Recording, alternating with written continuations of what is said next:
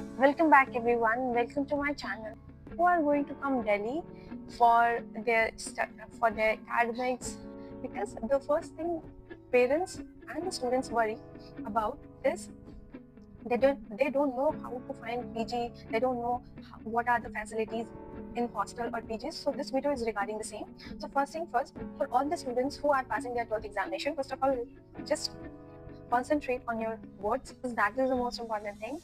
If you are searching for PG in Delhi or anywhere else, the things, essentials, the guide that you need to remember, that you need to put in your mind is, first of all, you should make a list of all the PGs, because most of the parents and the students think कि कोई भी PG चलेगा. No, I am in my third year and I know that most of the students who are living in hostel and PGs that are far from the college, those students suffer a lot because कभी class cancel हो जाती है.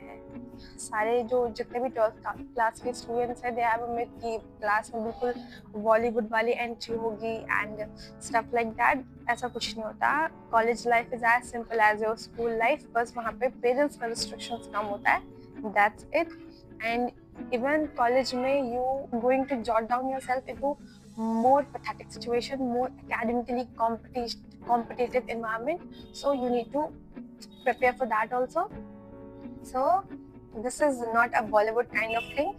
First thing first, make a list of hostels and PGs, girls or boys, that are nearby your college. And because at the time आपकी अगर attendance लो होती है, at the time आपको class attend करनी है, this will help you a lot. Because अगर आप college के पास रहते हैं देन यू नो कि अच्छा चलो अगर क्लास है तो अगर आप 15-20 मिनट पहले भी उठ रहे हैं तो you will attend your class. But अगर आप कहीं दूर रहते हैं और आपका डिस्टेंस ही 1 से 1.5 किलोमीटर दूर है, then you will suffer a lot. इसका कॉन्सिक्वेंस ये होता है कि आपकी अटेंडेंस शॉर्ट हो जाएगी and you will not properly interact with the teachers. Because जब क्लास खत्म होती है तो यू विल डायरेक्टली फोकस कि हमें घर जाना है, लेट जाएंगे, स्पेशली गर्ल्स का.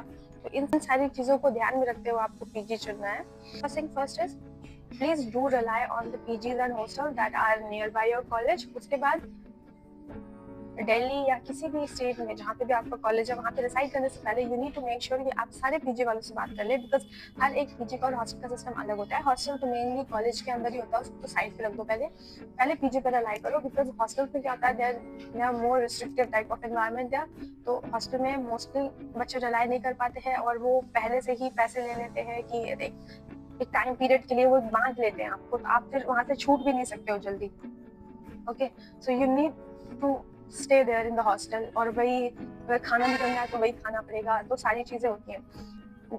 Second is PG. पीजी में भी एग्रीमेंट बनता है but you have that different environment. थोड़ा सा रिस्ट्रिक्शंस कम होती हैं तो you can enjoy also. You can interact more with the other you can interact more with other students. So ये फैसिलिटी रहती है. ओके, सो उनका सारा प्रोसेस समझ लो कि उनके पीजी में ऐसा ऐसा सिस्टम है, इतने मील्स खाना मिलेगा और इतने टाइम का खाना मिलेगा, ये प्राइस है. अगर हम ब्रेकफास्ट हटवा देते हैं तो क्या हो जाएगा, कुछ पैसे कम होंगे. क्योंकि इन चीज़ों को इसलिए ध्यान रखना ज़रूरी है क्योंकि कई बार ऐसा होता है कि खाना अच्छा नहीं होता. आप फर्स्ट टाइम किसी भी पीजी में जा रहे हो, आपको एकदम से नहीं पता होगा. आप इंफ्रास्ट्रक्चर और फैसिलिटी को देख लोगे बट खाने के लिए थोड़ा सा प्रॉब्लम होता है.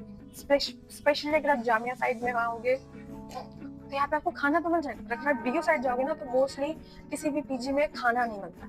सबसे मेन बात ये है, क्योंकि मेरा भी भाई है कॉलेज ऑफ वोकेशनल स्टडीज में गया है वो इसी साल. बट उसके साइड के जितने भी पीजीज हैं, पीजी तो हैं बट वहाँ पे खाना नहीं है. क्यों? क्योंकि वहाँ के लोग ज़्यादा सफ़र नहीं करते हैं. क्योंकि बच्चे कभी खाना खाते हैं, नहीं खाते हैं, तो वो लोग मोस्टली खाने वाले सिस्टम को हटाते हैं. बच्चे वहाँ पे टिफ़िन लगवाते हैं बट टिफ़िन का भी खाना इतना ज़्यादा अच्छा नहीं होता है.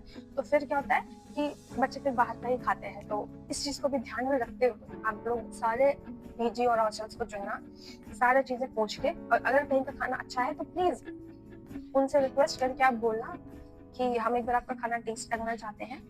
अगर वो बोले कि ठीक है तो ठीक है, वरना पहले तो खाना लगवाना मत, खुद बना लेना या कहीं से मैनेज कर लेना टिफिन वगैरह से भी. टिफिन में क्या रहेगा ना, अगर आप टिफिन लगवाओगे तो आप डिफरेंट जगह का खाना टेस्ट कर पाओगे. तो उससे आपको ज़्यादा आसानी रहेगी कि आपको कौन सा टिफिन लगवाना है. इस चीज़ को भी फोकस पे रखना. एंड दूसरा चीज़ ये स्पेशली गर्ल्स का थोड़ा सा सेफ्टी कंसर्न के रिगार्डिंग तो पास में ही लेना कॉलेज। उसके बाद बहुत सारे जब आप दिल्ली आओगे ना तो आपको ब्रोकर्स मिलेंगे और ब्रोकर्स बहुत ज़्यादा चार्ज करते हैं, तो इस चीज़ को भी फोकस करना कि जिस भी आप ब्रोकर से बात करो, क्योंकि यहाँ पे बिना ब्रोकर के आपको पीजी नहीं मिलेगा, ठीक है।